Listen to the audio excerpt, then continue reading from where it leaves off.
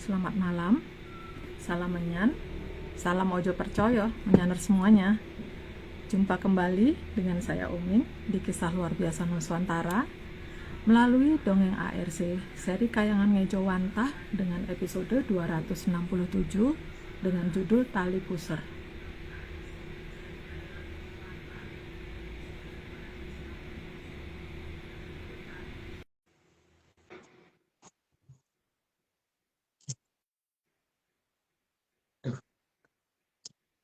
Halo Mas. Bentar, ini kok dibolak-balik nggak bisa? Oh, bentar, mungkin gini ya.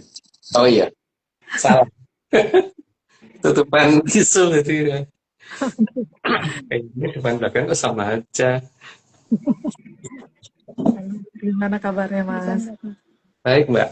Akhirnya Umin bisa lihat Mas. Oh iya, saya aneh kadang-kadang kalau di-update malah jadi nggak ini kan. Jadi nggak bisa kan Ini, kalau di-update. ini Mbak Vicky belum ada kelihatan bergabung atau Umi yang belum belum lihat ya.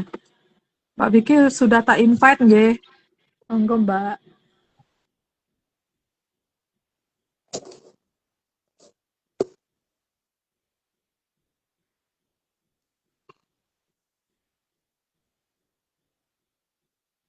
Gimana kabarnya Mas?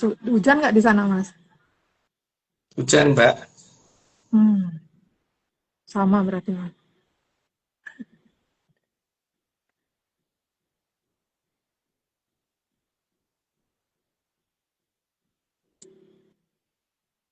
Kayaknya kalau di ini di tempatnya Umi ini udah hujan beberapa hari ini Mas.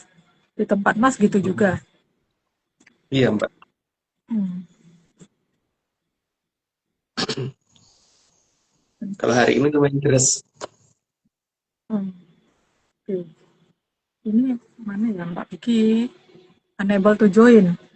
Oke. Di telepon Ini aja, Mbak. Umi invite Mbak Vicky. Oke. Sudah masuk? Belum? Belum, belum. Tadi tulisannya unable to join, Ginten Mas.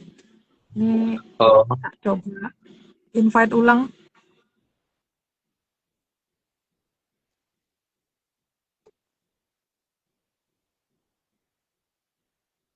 masih belum bisa.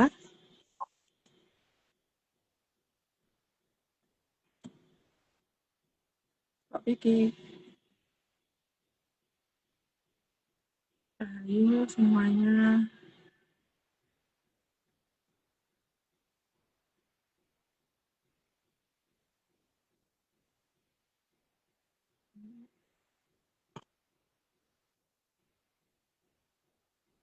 Belum bisa, Mas.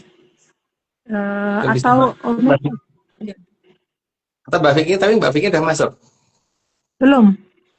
Statusnya sih udah online di sini.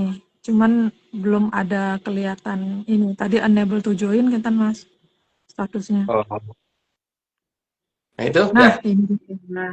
Oke. Halo, Mbak. Halo Mas, halo Mbak. Halo, Mbak. Apa kabar, Mbak? Di situ hujan nggak? Hmm, kita kan nongkrong sih Mas. Hmm. Bali lagi hujan boh. Di tempatku sih hujannya lumayan sih. Tadi terus sore ya. Sekarang sih Oh, udah enggak. urung. Aku urung ketemu sih. Hmm. Gimana kabarnya, Mbak Vicky? Aman Mbak. Aman? Ngantuk sih Sudah. aslinya. Asli Oke. ngantuk Oke. banget. Iya, sama Yes. Mbak. Oleh itu.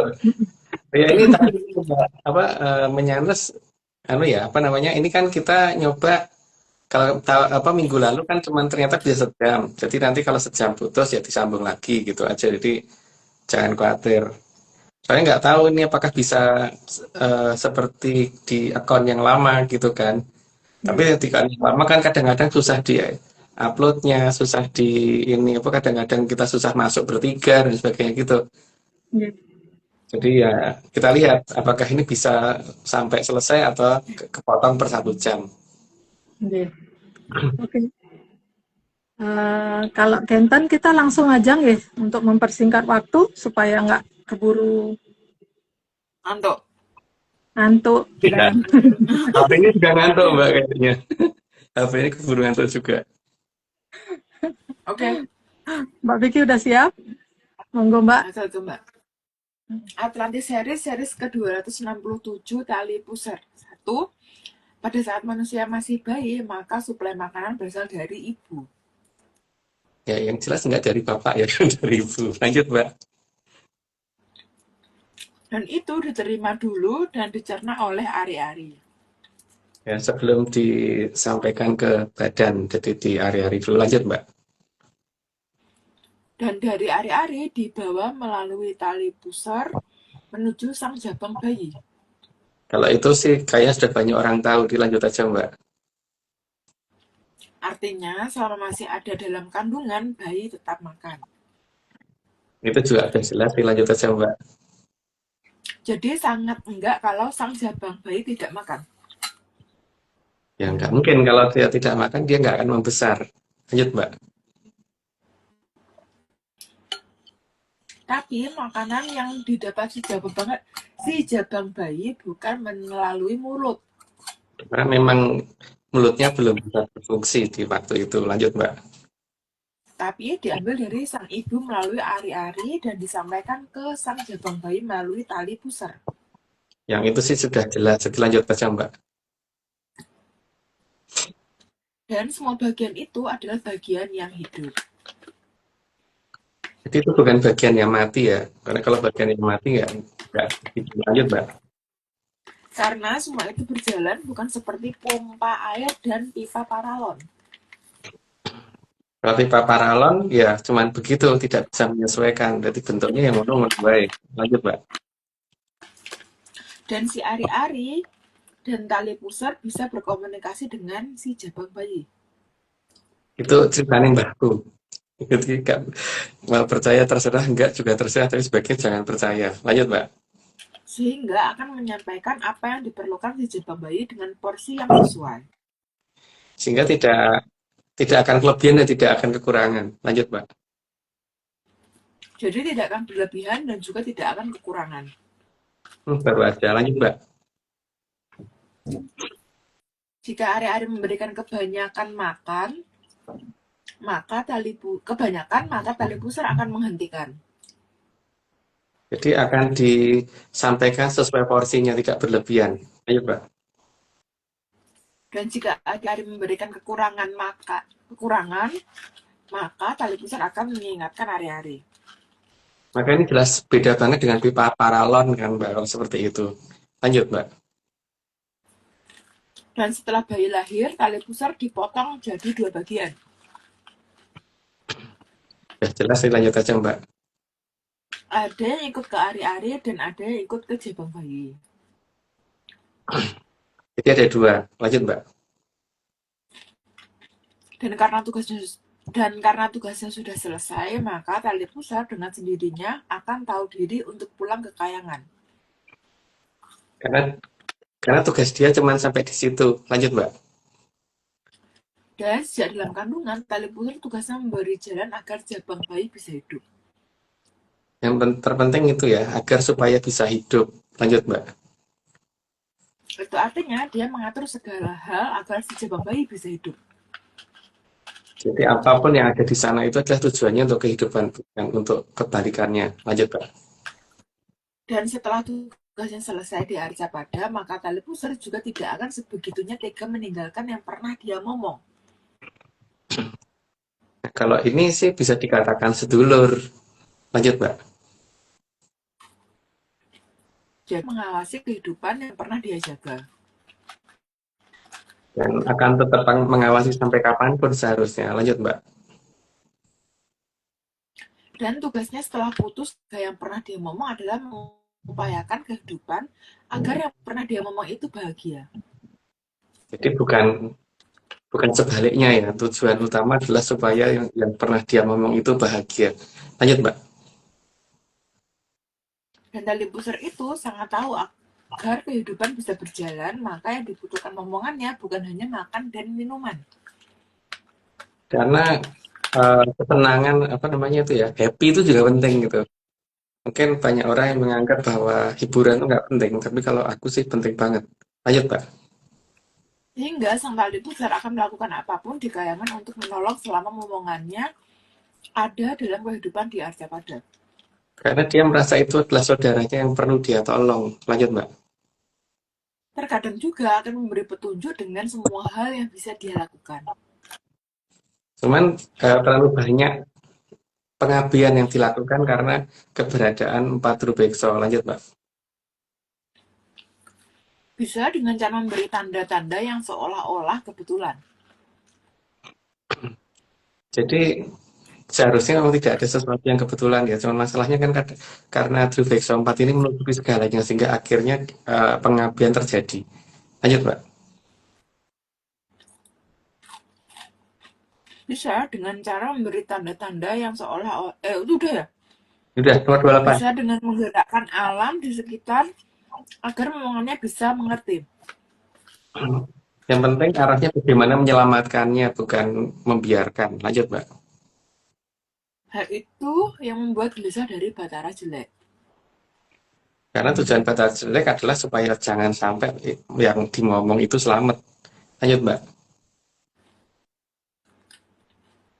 Maka dia berusaha agar tali pusar tidak bisa terhubung lagi dengan momongannya. Maka disinilah empat Durvexo itu berfungsi untuk memutus komunikasi total. Lanjut, Mbak. Dengan cara membuka baru di alam raya yang semuanya mengarah kepada hal-hal fisik. Bukan hanya hal-hal fisik, tapi hal-hal yang sifatnya itu pokoknya seolah-olah jadi logika, tapi kalau di logika beneran nggak akan dapat. Karena ini sudah 30, aku disclaimer dulu. Semua ini cuma dongeng, jadi kalau nggak percaya ya nggak apa-apa. Tapi kalau mau percaya jangan percaya, karena memang dongeng itu bukan untuk dipercaya. Lanjut, Mbak. Oke, tambah disclaimer. Udah, Mbak, cukup, Mbak. Yang pertama, Atlantis Research Center bukan filsafat, bukan simbol atau perguruan. ARC tidak pernah membuat grup atau komunitas apapun, termasuk WhatsApp, Telegram, atau media sosial lainnya. Kedua, kegiatan ritual, riset atau penelitian atau ekspedisi tanpa kehadiran Mas Agung Mostijos. Dan saya tidak bisa mengatasnamakan Atlantis Research Center. Yang ketiga, Kopdar tanpa dihadiri Mas Agung Bimo Stejo saja, atau saya saja, atau Mas Agung Bimo Stejo dan saya, bukan Kopdar resmi Atlantis Research Center. Monggo, Mbak Ming. Ada berapa disclaimer, Mbak? Hari ini kita ada 8 video disclaimer, Mas. Oke. Kita langsung aja ini nggih. Saksikan. 8 itu 332 aja, Mbak. Nggih, Mas. Dapatkan kelompok. Ini semua cuma dongeng. Kalau tidak percaya, nggak apa-apa. Tapi kalau mau Makanin kelompok.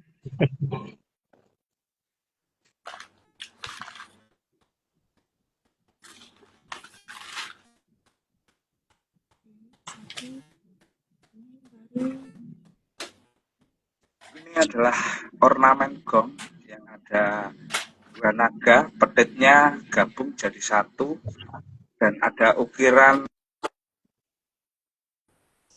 itu. Tapi apakah ini kode? Ingat, semua ini hanyalah dongeng. Kalau tidak percaya, nggak apa-apa. Tapi kalau mau percaya, yo ojo percaya aja. Pastikan tetap ngeyel di setiap Rabu Menyan. Salam Menyan dari Klaten. Rahayu sedaya. Ayo. Nah, oke, satu lagi.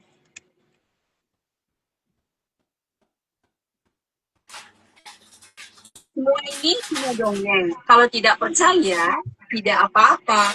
Tapi kalau percaya, sebaiknya ya ojo. Percaya ojo. Kedengar kali si kode. Percaya aja.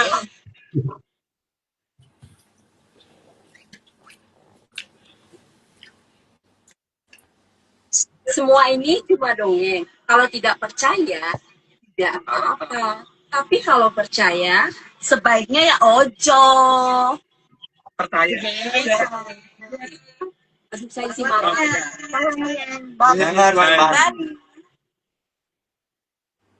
Ampun, Mas. Mbak. Mas, tadi niku ada ngeliat gelap terus nyala lagi kenapa ya Mas? Enggak sih, enggak ngeh aku, Mbak. Enggak, yang Oh, mana ya?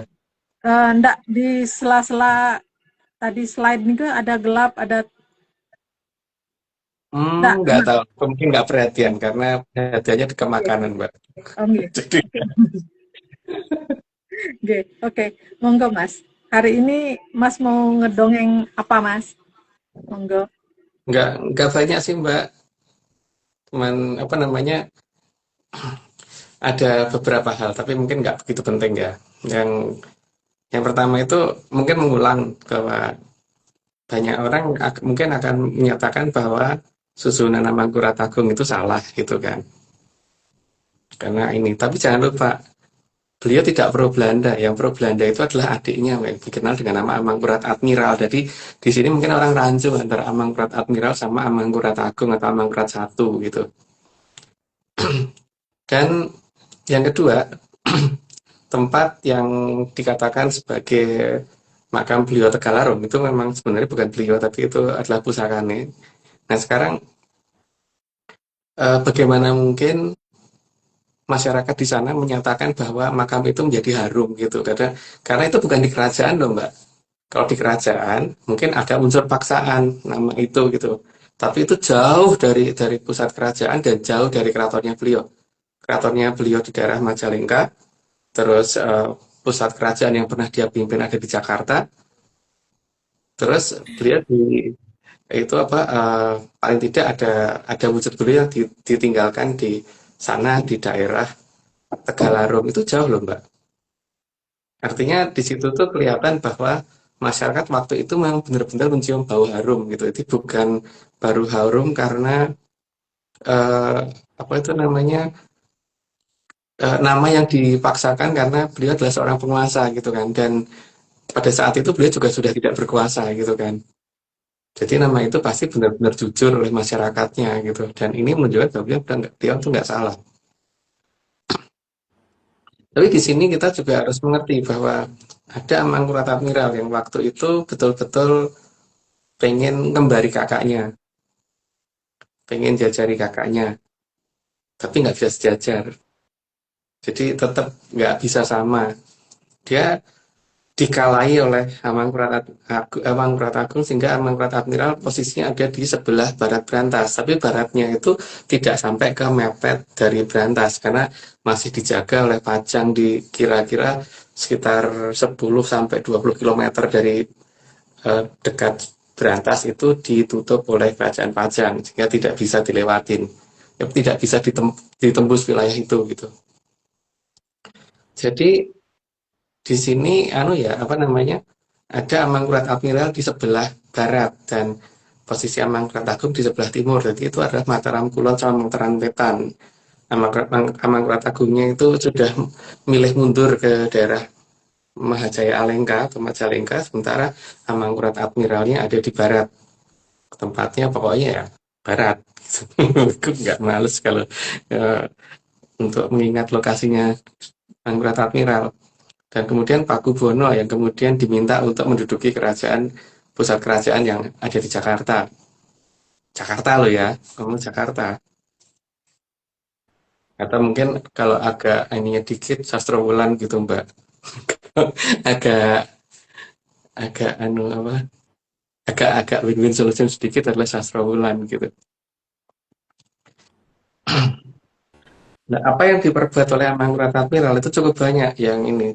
Cuman mungkin beberapa hal tidak mungkin bisa ini di sini ya. Salah satunya adalah dia ingin seolah-olah Amangkurat Agung itu kalah sama Belanda. Itu yang pertama. Dan seolah-olah Amangkurat Agung itu yang pro dengan Belanda. Maka langkah pertama yang dia lakukan adalah meminta supaya orang Belanda itu mau maju ke Jakarta. Sehingga seolah-olah menguasai daerah Batavia. Tapi tetap kalah sama Pakubono dan akhirnya habis mereka memang. Tapi dari 1500-an sampai 1600-an, 1700-an, 1800-an sampai 1900-an ini kan orang Belanda yang kesini harusnya sudah banyak ya, dan tidak mungkin cuma 100 orang itu nggak mungkin, pasti ratusan ribu. Maka kemudian ada banyak pemakaman Belanda yang ada di sana. Dan ini sebenarnya melacaknya nggak terlalu sulit gitu. Karena apa? Karena mereka gentayangan. Soalnya itu kan. Kalau itu yang akan mempermudah, dan minimal banget ada 18.000 makam, dan yang digambarkan itu ada minimal 4. Tapi kalau waktu kapan itu aku mencoba melacak beberapa nama wilayah saja, itu udah ketahuan ada minimal 8. Ada sekitar 8 paling tidak yang ketahuan. Aku lupa 8 atau berapa ya. Mungkin lebih sih, tapi cuman minimal 8. Terus kalau kita ini ya, dan semua makam itu dihancurkan oleh Amangkurat Admiral karena tujuannya adalah supaya yang pro Belanda bukan dia gitu loh, Mbak. Dihancurkan, tapi karena makam Belanda itu rata-rata bagian bawahnya di beton, sehingga mereka tidak bisa menghancurkan sampai ke bagian bawah, sehingga hanya di bagian atasnya doang. Nah, tentu bagian atasnya pasti akan diganti, tapi diganti apa tidak bisa cerita di sini gitu.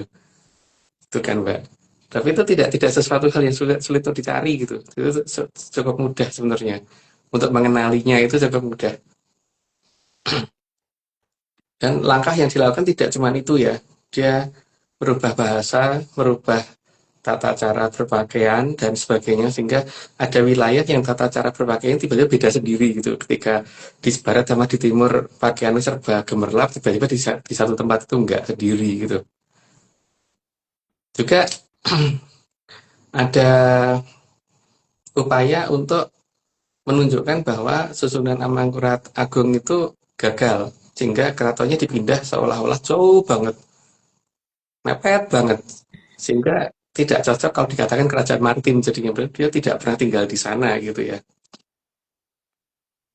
Dan kalau melihat lebih jauh lagi, kan dengan gelar admiral yang dia dapat, maka kemudian dia juga pasti akan menyusuri lautan untuk mempengaruhi daerah-daerah sekitar, karena Amangkurat Agung hanya sampai dengan penutupan Berantas selesai, kan pengennya begitu, tapi ternyata di zaman beliau nggak selesai, sehingga dilanjutkan sampai di zaman sampai dengan Hamengkubuwono kedua, sampai penutupan Berantas selesai doang. Tapi pengaruh yang dilakukan Amangkurat Agung cukup luas, cuman kemana sajanya mungkin tidak perlu diceritakan di sini, karena masalahnya itu cuma dongeng gitu, Mbak. Mungkin segitu dulu, Mbak, karena ini cerita kan nggak penting, jadi nggak usah diceritain terlalu detail. Oke, Mbak. Oke, Mas. Mas, Niki kayaknya menyanar ada yang bilang ininya apa namanya gelap terus nyala lagi layarnya nih, Mas. Nike kira-kira gimana? Apa sebaiknya kita lanjutin terus? Apa mau ditutup dulu terus ulangi lagi, kan, Mas? Aku Ini nggak tahu baru ya. 21 menit. Aku sering nggak ada gitu atau gimana? Gimana, Mas? Problemnya gimana? Aku sering nggak ada atau bagaimana? Gantian, ada kadang Uming, kadang Mbak Vicky, tadi juga ada. Kalau Emas sih enggak. Nah, ini semuanya layarnya gelap, kan, Mas? Biar pet. Aku enggak ya, Mbak ya. Baik-baik aja. Mbak Vicky gimana kerasaannya, Mbak? Aku baik-baik aja. Omeng ngerasa baik-baik aja, Mas. Tapi menyanar ngelihatnya gelap, terus biar pet gitu, Mas. Coba ya, aku tak nyoba melihat pakai HP yang satunya ya, Mbak. Tak sebentar, Mbak. Oke, Mas, monggo. Sebentar. Normal ya, Mbak. Jadi bingung. Oh iya, biar pet. Nggih. Iya, tempat biar pet, Mbak. Nggih, di Omeng lancar, Mas. Nggak ada kenapa-napa di layarnya. Cuman di layar satunya lagi Omeng perhatikan memang biar pet gitu. Ya, tadi sempat biar pet sih. Aku lihat. Oke. Ntar ini coba sebentar lagi ya. Tak tunggu dulu ada biarnya enggak ya. Cuma sekejap sih, tapi aku nggak ngerti itu gimana. Tapi lanjut aja. Yang penting selama nggak keputus lanjut aja. Siapa tahu itu cuma problem di itu ya. Nggih, Mas. Cuma problem di HP. Nggih. Nggih, jadi ya untuk menyanar ya monggo. Selamat melihat gelap dan terangnya. Tapi suara nggak terganggu kan? Menyanar gimana? Ini aku gelari biar pet lagi, tapi suara terganggu nggak? Nggih, suaranya aman, Mas. nggak putus, cuman gambarnya aja biar Mhm. Ya udah nggak apa-apa Mbak, yang penting suaranya aman gitu. Oke, Kalau gambar biar apa nggak apa-apa, anggap aja kayak di tempat apa ya, klub atau diskotik gitu. oke, Mas. Oke, kalau Kenten kita lanjut ke slide nih. Mas, Mbak Vicky, monggo. Mbak Vicky. Oke, saya Mbak. Oke, slide ke-31 atau semua dianggap bisa dilogikakan dengan dasar adalah benda mati. Jadi logika menganggap semua itu adalah benda mati ini yang membuat kejadian-kejadian yang ada di alam jadi seolah-olah cuman kebetulan. Lanjut Mbak. Jadi diklarifikasikan agar yang namanya makhluk hidup itu cuma 3 jenis. Ya, makhluk hidup. Makhluk hidup memang cuma hewan, binatang, sama tumbuhan. Padahal ada yang lain. Lanjut Mbak. Yaitu manusia, hewan, dan tumbuhan. Selain itu tidak dianggap ada. Padahal itu apa namanya seperti pusakaku aja itu butuh sajen Mbak. Itu pusakaku aja itu butuh sesuatu yang untuk dia ya minta loh, minta disajeni apa itu minta gitu. Nggak mau piye Mbak? Engkau ya Mas Japri. Oh iya. Lanjut. Oke, jika ada kumara, maka akan dianggap karena sifat gas yang selalu berubah. Jadi kemarau itu dianggap hanya entah itu gas, entah itu apa gitu. Yang jelas itu jelas jelas penganggapan yang asumsi yang jelas nggak akan tepat gitu. Lanjut Mbak. Atau paling gampang dikatakan anomali alam. Yang paling gampang itu sih, karena itu berarti pengambilan yang paling mudah kan. Lanjut Mbak. Maka dengan sangat sengaja segala teknologi akan didasarkan perhitungan benda mati, bukan perhitungan benda hidup. Bahkan pencarian sejarah pun akhirnya menggunakan standar internasional yang mereka bikin itu tanpa memperhitungkan yang namanya makhluk hidup gitu. Jadi tidak memperhitungkan keberadaan para leluhur, dangyang dan sebagainya atau orang yang hidup di zaman itu dianggap tidak penting gitu. Ini katanya kok hilang suaranya ya? Enggak, Mas, aman, Mas. Tadi lihat dari Pak Saiful katanya sempat hilang suaranya. Tapi aman ya? Kami nyanas Oke. gimana? Kita sempat hilang suaranya nggak nih? Coba siap dulu. Oh, nggak ada komentar. Nanti lanjut aja Mbak. 37. Oh, aman. Oke, sehingga penggunaan apapun di alam raya jadi tidak maksimal. Ya, karena hanya mengabaikan sesuatu hal yang seharusnya tidak diabaikan. Lanjut Mbak. Dan segala hal akan ada efek sampingnya. Jadi mereka hanya mengatakan seperti itu ketika tidak bisa menerjemahkan itu gitu. Lanjut Mbak. Misalkan mobil bisa membuat nyaman dalam berpergian, tapi ada polusi yang ditimbulkan. Ya karena menganggap itu adalah benda mati. Lanjut Mbak. Semua hal yang dilakukan selalu didasarkan atas kematian, jadi bukan atas dasar kehidupan. Karena itu keinginan dari sang yang ini ya, apa namanya, Betari Bibi sama si Bedoro Jelek. Lanjut Mbak. Sedangkan tali pusar itu benar-benar penyangga kehidupan sejak awal mula. Jadi dia tidak akan pernah meninggalkan sebenarnya. Cuman masalahnya kan ketika kemudian diputus jalur komunikasinya oleh keempat Drubikso. Lanjut Mbak. Jadi semua tindakannya jadi tidak akan bisa dimengerti jika semua didasarkan atas kematian. Karena sesuatu yang hidup itu tidak bisa dinilai dengan sesuatu yang mati. Itu jadi seperti kalau misalkan kita pelihara anjing saja, itu kita harus menghitung kira-kira dia butuh makanan apa dan sebagainya. Nanti bukan ya udah itu pokoknya dalam rumah taruh udah terserah dia mau teriak-teriak kayak atau apa, karena yang sesuatu yang hidup itu juga pasti bukan hanya butuh makanan tapi juga butuh hiburan segala. Lanjut Mbak, butuh bermain juga yang jelas. Lanjut Mbak. HP aja kan juga butuh dicas kan, Mas? Iya, HP aja butuh dicas Tuh. dan diupdate gitu kan. Ya, butuh diupdate, butuh lampu juga butuh dinyalain supaya nyala. Kulkas juga butuh dicolokin. Tetap ya. nggak cuman digledek terus bisa ngapa-ngapain, nggak mungkin gitu. Mm-mm. Oke, Lanjut. 43. Meskipun tali pusar sudah tidak punya raga, tapi bukan berarti dia sudah tidak ada. Karena belum tentu sesuatu hal yang tidak ada itu pasti tidak ada. Ya, contohnya seperti bakteri COVID itu tidak ada, tapi nyatanya ada gitu kan, dilihat nggak bisa gitu. Seperti aliran listrik, itu kalau dikatakan nggak ada, tapi dipegang ya kesetrum tenan gitu kan. Jadi kabel yang dilalui listrik dan tidak, bedanya gimana kalau secara pandangan? Nggak bisa ya, harus dipegang. Tapi ini masalah rasa ya, jadi tidak bisa kalau kemudian dinilainya itu secara pandangan mata saja. Ayo Mbak. Dia juga bukan energi alam dan juga bukan gas, juga bukan cahaya. Yang jelas memang mereka bukan cahaya, tapi bercahaya. Bukan energi alam, tapi memang efek dari kelewatnya dia itu akan menghasilkan apa seperti angin atau apa gitu yang lewat dekat kita.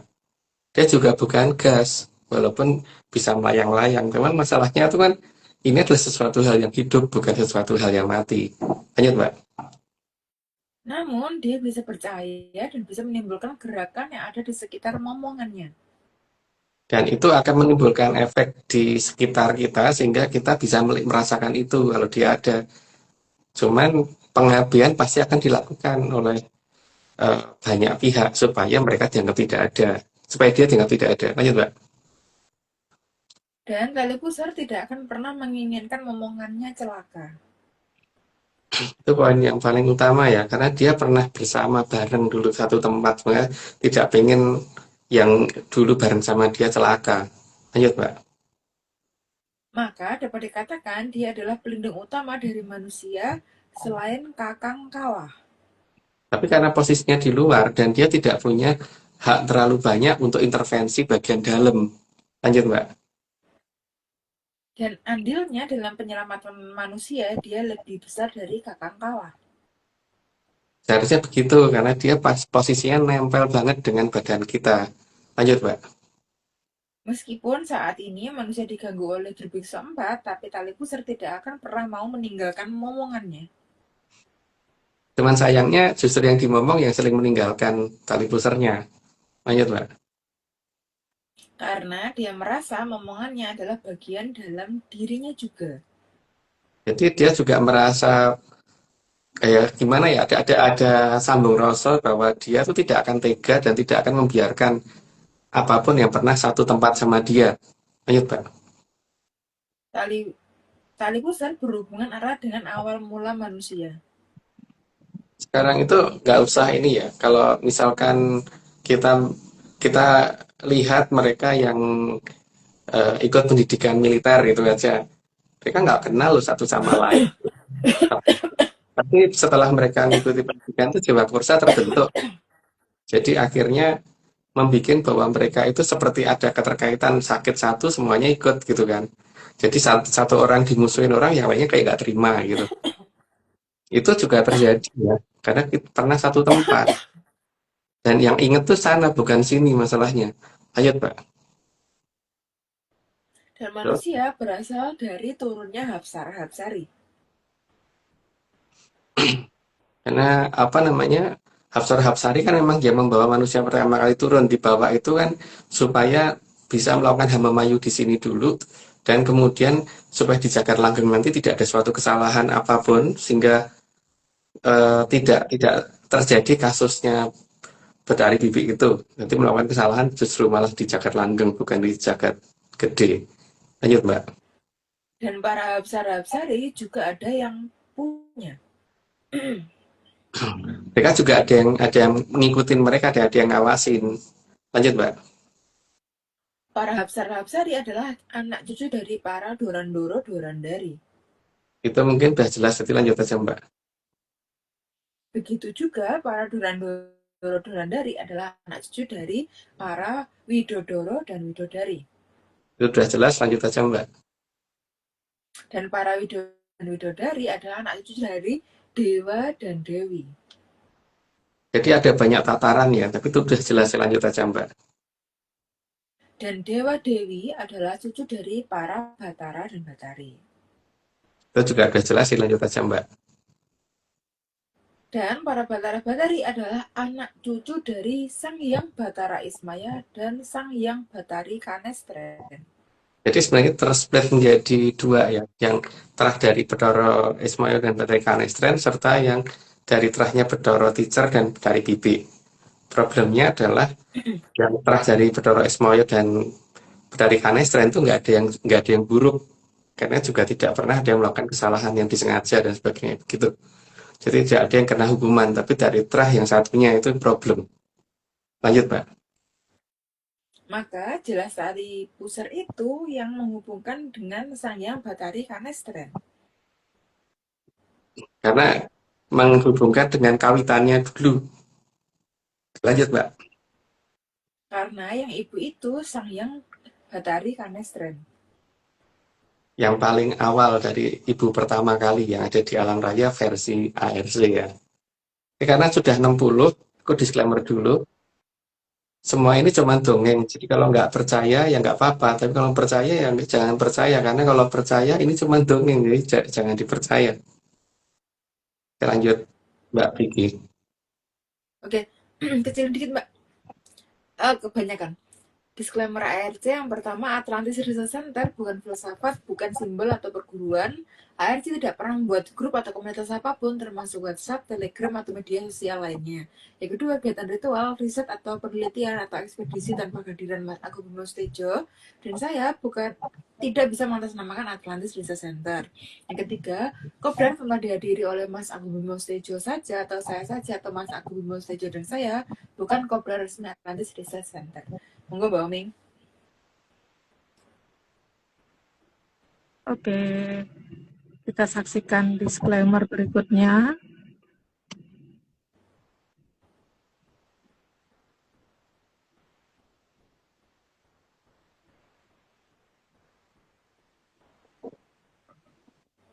Ini memang gelap ya.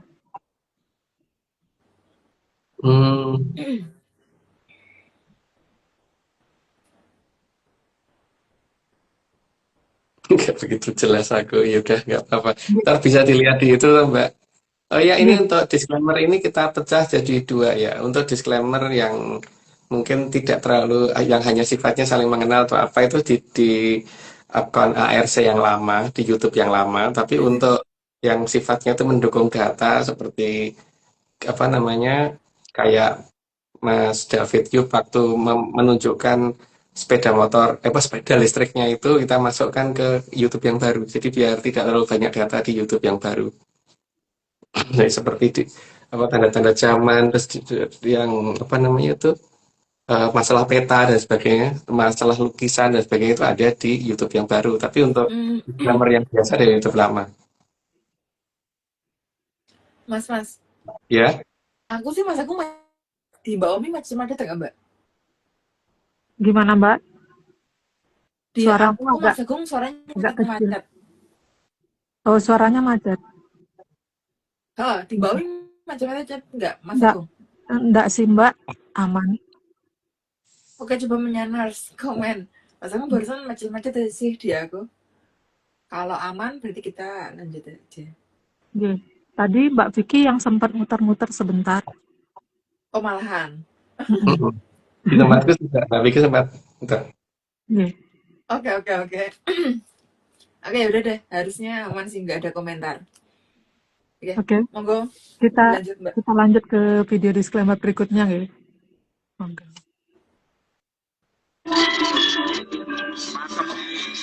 Layang dari belakang ke guys. Jadi di balik tunnel putih ada peradaban besar ya. Jadi gunungnya disambut gunung atau kayon. Gunungan. Neng kabeh iki ngomong dongeng guys. Nak ra percaya ra apa-apa, tapi nak arep percaya ya aja. Percaya wae. Pastikan tetap ngeyel di rambutnya. Salamnya Pastikan tetap ngeyel. Oke, satu lagi. Udah 3 ya? Oke, nanti aja Ini kalau kan gitu. bukannya itu yang ketiga ya, Mbak? Baru Ini sekarang yang ketiga. ya. Oke.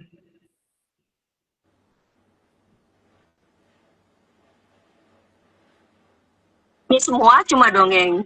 Kalau tidak percaya, nggak apa-apa. Tapi kalau mau percaya, Ya ojo.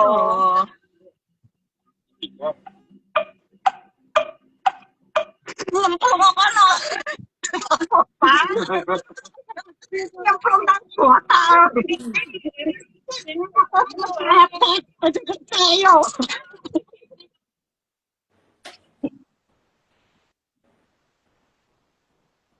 Wah, habis diapel katanya Mbak Vicky yang macet-macet tuh, Mbak. Siap. Agus Jo 74.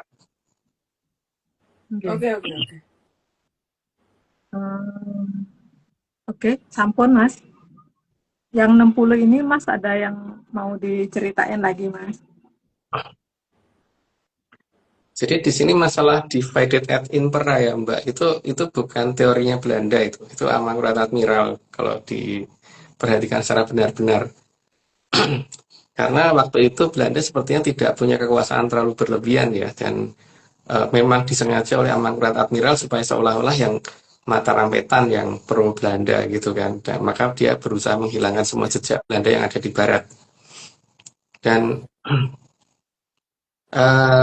kalau dicermati ada banyak sih, ada banyak banget dari mulai bahasa, tata cara berpakaian, terus posisi makam, terus ke apa namanya eh, ngotot atas suatu tradisi tertentu, ngotot atas suatu hal yang sudah dia percaya dan sebagainya itu adalah penanaman yang dilakukan oleh beliau. Makanya eh, kondisi seperti itu akan cukup jauh dari posisi ini apa namanya ketika Mangkurat Agung berkuasa itu yang terlalu itu banget itu kalau nggak kono banget ya kono banget gitu loh Mbak. Aku nggak mau ngomong arahnya ya, pokoknya kono banget sama kono banget gitu. Sehingga terjadi ini. Dan semua itu kemudian dianggap seolah-olah itu yang asli, padahal itu nggak asli gitu. Karena bisa kita perhatikan seperti huruf Hanacaraka saja yang jelas itu di zamannya Mangkurat Admiral, karena di zaman sebelum Mangkurat Admiral itu nggak ada Hanacaraka. Yang ada itu masih aksara Nagari. Dan di Hanacaraka itu kan yang dipentingkan kan baris kedua sama keempat oleh Mangkurat Admiral. Karena baris yang ganjil, kalau biasanya ganjil dikatakan nggak bener ya, tapi kan coba lihat yang baris pertama itu Hanacaraka, itu artinya ada utusan.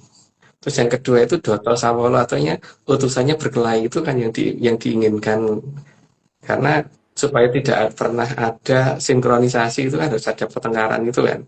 Terus yang ketiga Pedojoyonya itu masih normal, di baris ketiga itu ganjil gitu. Yang keempat kelihatan banget tujuan utamanya Mogo Bodromo dan Ben Modaro kabeh gitu kan, ngecarane gitu kan.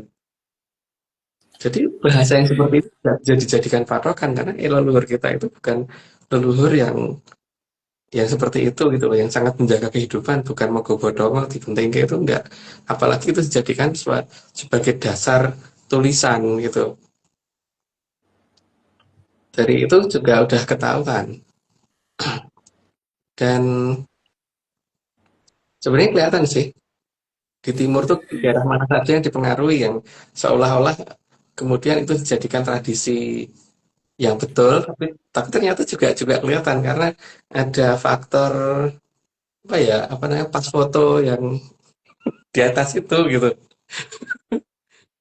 gambar itunya gitu. Jadi semuanya jadi ini akan mengarah kepada hal-hal yang kemudian kalau dilacak itu jadi tidak ada gitu. Maksudnya begini, eh, seperti ajaran Jawa, seperti kasekten dan sebagainya, itu kan juga muter-muter karuan, kok titik ujungnya adalah itu nggak penting gitu. Jadi memang supaya orang ngerti bab itu gitu kan. Karena bukan itu seharusnya gitu. Dikon ngene ngono terus setelah dilakoni sampai titik akhirnya bahwa nanti kemudian ditakut-takutin bahwa nanti kalau kamu pegang ini maka kamu susah mati gitu kan. Padahal leluhur kita mokso gampang gitu loh Mbak. Moksa itu gampang kalau leluhur kita. Kalau kemudian dikatakan kalau pegang ini nggak, kamu nanti akan susah mati. Berarti kan emang ada sesuatu yang beda sekali gitu. Dan itu semua terjadi mulai kapan tuh yang harus kita cermati ya. Sehingga sejak itulah terjadi apa namanya, orang mulai hilang kasektene dan sebagainya itu kan mulai saat-saat seperti itu. Gitu Mbak, mungkin gitu dulu. Ini mungkin lihat seperempat jam lagi apakah putus apa enggak, nggak tahu. Tapi yang jelas kalau putus ya tunggu aja nanti kita live lagi untuk sambungan berikutnya gitu. Nggih. Nggih, Mas. Nggih, oke. Matur nuwun Mas untuk pembabarannya. Itu tadi yang masalah Honocoroko niku yang kayak gitu aja memang udah nggak masuk akal nggih Mas. Apalagi Honocorokonya dibolak-balik gitu Mas. Nah iya, nah iya. Jadi lihat aja tuh, cuma untuk ngeruat kok ono yo silopo polosio itu yang sengsara atapu ono bisa balik gitu kan. Yo si Nggih. homo homo lu mbak, hama itu kan sesuatu hal yang merugikan petani ya, atau ya hama itu kan sesuatu hal yang merugikan lah pokoknya. Kok disuruh mohosio gitu. Nggih. Maha sio sio sio itu apa? Bisa ora jelas.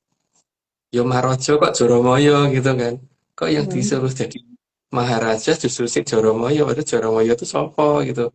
Nggih. Ini jelas loh mbak, semuanya dibalik semua loh. Nggih. Dibalik, dan dasar dari semua itu adalah bagaimana supaya hilangnya satu tradisi lama gitu loh. Gitu mbak. Nggih, Mas. Mas, cerita dong tentang tanda-tanda zaman yang ke-15, Mas.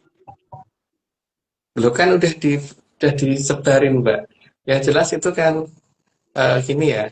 Mungkin orang bisa bandingin kok antara zaman saat ini dengan tahun lalu kalau tidak itu. Nyamuk itu pas musim hujan itu pasti banyak banget gitu kan. Dan resiko orang kena demam berdarah itu di sana sini. Ini tahun ini kan, kok tahun ini? Saat ini ya, saat ini. Bisa dilihat kok nyamuk itu sedikit, dan kalau ada yang normal itu kecil-kecil, nggak segede-gede dulu gitu. Yang pertama, lalu juga begitu. Kalau kita makan di luar, kadang-kadang laler itu terbang banyak banget gitu ya, misalnya jajan bakso atau gimana. Ini rada-rada sudah mbak, Nggih. nggak seperti dulu. Nggih. Dan kalau misalkan kita ini ya, mungkin di rumah gitu, kalau misalkan eh, tempatnya terbuka itu kadang-kadang juga pas kita makan di ruang yang terbuka gitu kan, malah ada aja yang datang. Gitu nggak kalau Mbak Min dulu? Jadi kan Nggih. sekarang pasti nggak tahu Mbak. Nggih. Gitu ya. Nggih. Itu dari sana yang kasih tahu. Kalau aku sih nggak mungkin dong karena itu gitu loh Mbak. Karena kemarin itu sempat bingung apa ya. Mas, Hmm. bentar. Aku Kak ini ya, setor. Oke? Aku dulu. Oh, iya. Pertanyaanmu kan Enggak di keluar. dulu. Nanti Mas, nggak apa ya. Sebelah Enggak oh, keluar, pertanyaan tapi Mbak tangan Omi ini. aja ya, Mbak Omi sekarang aja ya. Gue tangan Mau dulu ya. Mbak Omi dulu. Oke, Oh oke. iya, Mas. Ya sekarang. Aduh, panggilan alam. Nggih, Mas. Oke. Mbak Eh, Omi itu yang tanya Mbak, jadi biar nanti nggak terlalu lama waktunya. nggih. Nggih, kalau Kenten kita punya waktu kurang dari 15 menit, Omeng aja deh yang nanya sekarang ini. Mas, kalau tadi kan Mas ngendiko tentang Amangkurat Admiral nih tentang itu Mbak Jo aja yang nanya ya, yang soal Divide et Impera ya. Oke, Omeng nanya yang lain aja ya. Oke, sebentar Mas. Kurang koordinasi ini Omeng. Gimana caranya Mangkurat Admiral niku meyakinkan Kapten Tek niku Mas agar dia itu mau maju ke Jakarta berhadapan dengan Pakubuwono waktu itu Mas. Yang pertama dari persenjataan Mbak, dan dari pakaian yang digunakan gitu. Sini Mbak. Dia menggunakan suatu pusaka palsu yang ditunjukkan ke Kapten Tek, sehingga kalau itu ditusukkan ketika dia menggunakan basuh sirah, dia akan aman-aman saja gitu. Sehingga pasukannya semuanya dilengkapi dengan pakaian seperti itu, seperti ala Eropa sana gitu, yang benar-benar mungkin kalau aku seneng lihat pakaiannya karena kalau di kilo oke bisa bisa mahal itu. Gitu kan. Gitu. Yang yang kedua, dia menganggap bahwa eh, tombak dan keris itu hanya bisa bisa digunakan saat bersentuhan langsung. Jadi dia tidak ngerti kalau itu bisa digunakan dari kejauhan. Maka admiral menunjukkan itu dengan pusaka palsu supaya Kapten Tag mau maju dan supaya dia ngertinya bahwa oh ini hanya sekelas pisau biasa gitu, dianggap sekelas pisau dapur gitu. Terus yang ketiga dia juga dilengkapi dengan meriam. Jadi dia berpikir bahwa dia bisa melakukan tembakan dari jarak jauh. Dia lupa kalau pusaka bisa dipakai untuk membuat meriam emergen gitu kan, Mbak. Dia lupa tentang itu gitu. Atau dia tidak tahu tentang itu gitu. Karena dianggap itu hanyalah benda mati biasa gitu.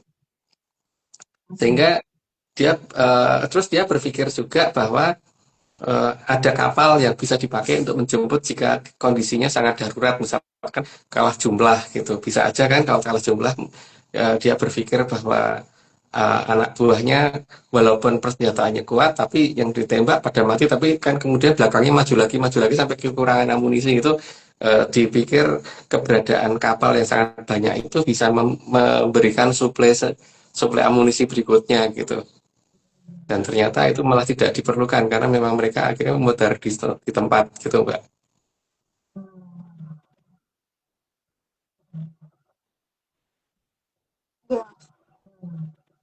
Tapi apa yang bikin dia yakin banget kalau baju besinya itu nggak akan tembus kita Masnya? Maksudnya Karena udah dicoba, Mbak. Udah dicoba pakai pakai linggis, dicoba nggak apa-apa gitu loh. Karena linggis dipikir lebih lebih lebih keras daripada tombak kan dan lebih panjang gitu. Dia pikir itu aja enggak, masuk sih tombak iso gitu. Ternyata belas tenan gitu, Mbak. kayak yakin banget gitu loh dia bisa menang itu ngelawan Pakubuwono gitu Mas nih. Nah, Ya, tapi karena kalau kayak gitu, ya, Tentang tapi kalau kayak gitu berarti dengan logika seperti itu kan sama kayak Mas Ngendiko tadi ya, nggak mungkin dia melakukan politik memecah belah itu kan Mas. ya nggak mungkin, Mbak. Karena posisi dia itu kan justru sepertinya dia itu adalah kayak pasukan tentara bayaran gitu loh, Mbak. Jadi dia merasa bahwa ke situ tuh justru untuk cari rezeki gitu kan. Pada saat itu rezekinya dia adalah perang gitu. Mungkin seperti perang di Ukraina gitu kan. Ada tentara bayaran yang dari pihak Rusia maupun dari pihak Ukraina gitu kan, Mbak. Dan mereka masing-masing yakin dengan persenjataan yang mereka miliki kan. Masalahnya begitu kan. Tapi di zaman yang di Rusia sama Ukraina kan persenjataannya mirip-mirip. Tapi kalau ini kan beda, Mbak. Beda banget gitu. Dan dipikir ini bisa menang kalau menggunakan ini, jenis-jenis pakaian seperti ini gitu. Dan ya dia berpikir dengan pakaian yang kiloan tadi, Mbak. Itu dipikir bisa menang gitu. Dia pikir nggak akan tembus gitu. Kan pasti dia tahu nih Mas, dia berhadapan dengan Pakubuwono itu pasti berhadapan dengan Kiai Pleret kan Mas. Ya, makanya dia nyobanya pakai linggis, Mbak. Kita linggis apa-apa, dia yakin, Mbak. Ya, memangnya apa yang dijanjikan nih Mas kira-kira kok dia mau gitu berhadapan dengan Pakubuwono yang jauh banget levelnya gitu Mas. Jadi yang dijanjikan ya dia pertama naik pangkat, yang kedua mesti duit, Mbak. Dan tanah untuk ini apa lokasi untuk apa tuh namanya tempat yang luas gitu yang diinginkan pasti itu kan. Dan nama dia yang akan dikenal oleh Ratu Belanda waktu itu gitu. Nah, kalau memang waktu itu terjadi perangnya itu terjadinya di Jakarta dengan Pakubuwono, apa Gubernur Jenderal Belanda itu sempat merencanakan banyak hal dari Jakarta, atau memang dari awal dia itu hanya bermarkas di Makassar itu Mas, bukan di Jakarta itu maksudnya. Namanya Gubernur Jenderal, Mbak. Pasti dia untuk level jenderal pasti tinggal di tempat yang paling aman, Mbak. Jadi tidak mungkin dia ada di medan perang. Jadi kalau medan perangnya ada di Jakarta, maka dia tidak mungkin tinggal di Jakarta gitu. Apalagi di Istana Negara sekarang, Mbak, itu nggak mungkin banget kalau ada tulisan seperti itu ya layak dipertanyakan gitu. Iya. Ya, seperti ini toh Mbak, nggak usah Gubernur Jenderal deh. Kalau misalkan ada tawuran gitu di jalan mana gitu, kita kan pengennya menghindari jalan untuk tawuran itu kan, bukan kita pengen lewat situ karena pokoknya aku pengen lewat sana karena jalan yang terpendek lah sana. Kalau bisa muter nggak apa-apa, tapi yang penting nggak melalui daerah tawuran gitu kan. Iya. Itu orang normal ya. Kalau kalau kemudian di struktur militer, maka di jabatan yang paling tinggi itu pasti akan menjauh dari posisi perang.